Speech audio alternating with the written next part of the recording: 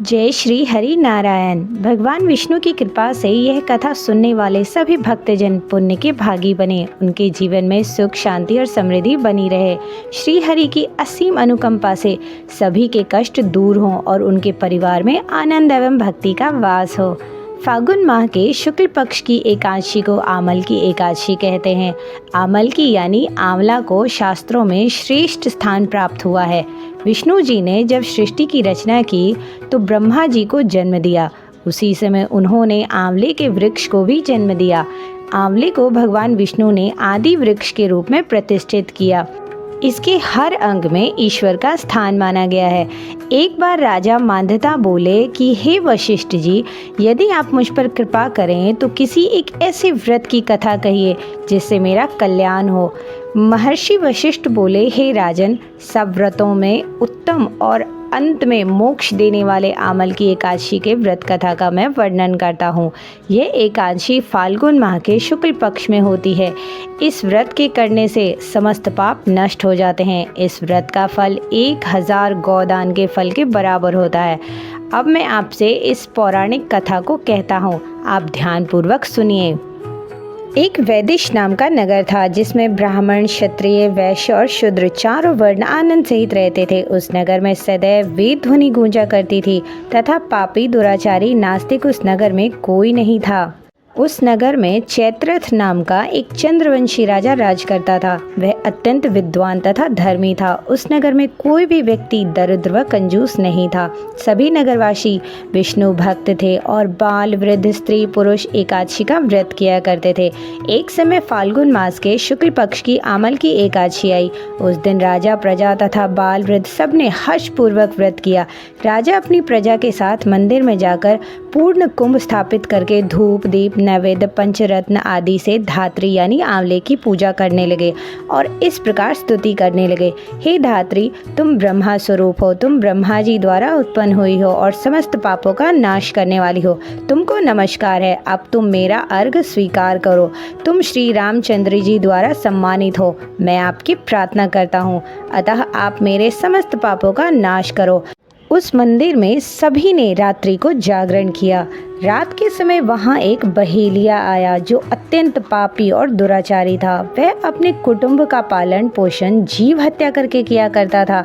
भूख और प्यास से अत्यंत व्याकुल वह बहेलिया इस जागरण को देखने के लिए मंदिर में एक कोने में बैठ गया और विष्णु भगवान तथा एकादशी महात्म्य की कथा सुनने लगा।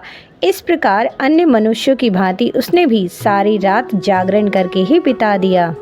प्रातः काल होते ही सब लोग अपने घर चले गए तो बहेलिया भी अपने घर चला गया। घर जाकर उसने भोजन किया। कुछ समय बीतने के पश्चात उस बहेलिये की मृत्यु हो गई।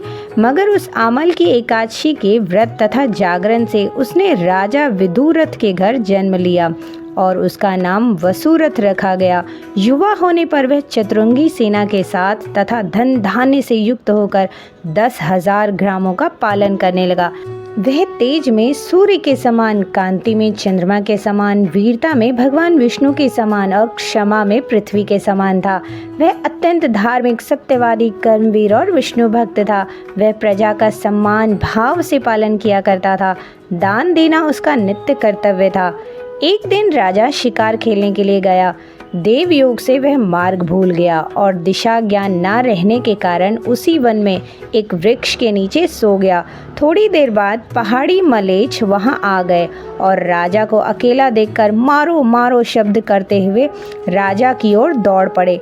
मलेच्छ कहने लगे कि इसी दुष्ट राजा ने हमारे माता पिता, पुत्र पौत्र आदि अनेक संबंधों को मारा है तथा देश से निकाल दिया है, अतः इसको अवश्य मारना चाहिए। ऐसा कहकर वह मलेच्छ उस राजा को मारने के लिए दौड़े और अनेक प्रकार के अस्त्र शस्त्र उसके ऊपर फेंके। वे सब अस्त्र शस्त्र राजा के शरीर पर गिरते ही नष्ट हो जाते और उनका वार पुष्प से बदल जाता। थोड़ी ही देर के बाद उन मलेच्छों के अस्त्र शस्त्र उल्टा उन्हीं पर प्रहार करने लगे, जिससे वे मूर्छित होकर गिरने लगे। उसी समय राजा के शरीर से एक दिव्य स्त्री उत्पन्न हुई।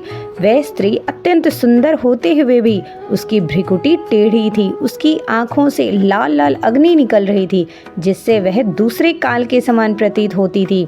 वह स्त्री मलेच्छों को मारने के लिए दौड़ी और थोड़ी ही देर में उसने सब मलेच्छों को काल के गाल में पहुंचा दिया।